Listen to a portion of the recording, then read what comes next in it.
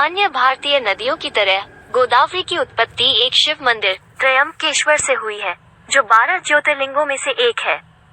त्रयंबकेश्वर के बाद और नासिक से कुछ दूर पहले ही चक्रतीर्थ नामक एक कुंड है। यहीं से गोदावरी एक नदी के रूप में बहती है। इसलिए बहुत से लोग चक्रतीर्थ को ही गोदावरी का प्रत्यक्ष उद्गम स्थान मानते हैं। गोदावरी नदी को 7 पवित्र भारतीय नदियों में से एक माना जाता है। ये भारत की दूसरी सबसे लंबी नदी है। गोदावरी नदी को अपनी लंबाई, जल ग्रहण क्षेत्र और निर्वहन को देखते हुए भारतीय प्रायद्वीप में सबसे बड़ी नदी होने का गौरव प्राप्त है। पुष्कर मेला प्रत्येक 12 वर्षों के बाद नदी के तट पर एक प्रमुख स्नान पर्व आयोजित किया जाता है। भारत में गंगा के बाद सबसे बड़ी नदियों में से एक गोदावरी नदी दक्षिण भारत की एक सबसे प्रमुख नदी है।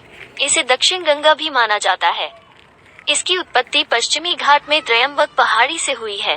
मुख्य रूप से यह नदी महाराष्ट्र में नासिक जिले से निकलती है। गंगाजल के स्पर्श से एक मृत गाय पुनर्जीवित हो गई थी। इसी कारण इसका नाम गोदावरी पड़ा था।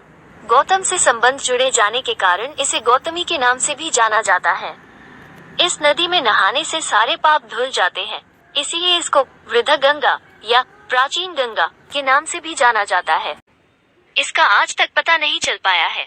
बाहर निकलकर देखने पर वो कुछ भी दिखाई नहीं देता है कि इस गुफा के अंदर कोई नदी भी है।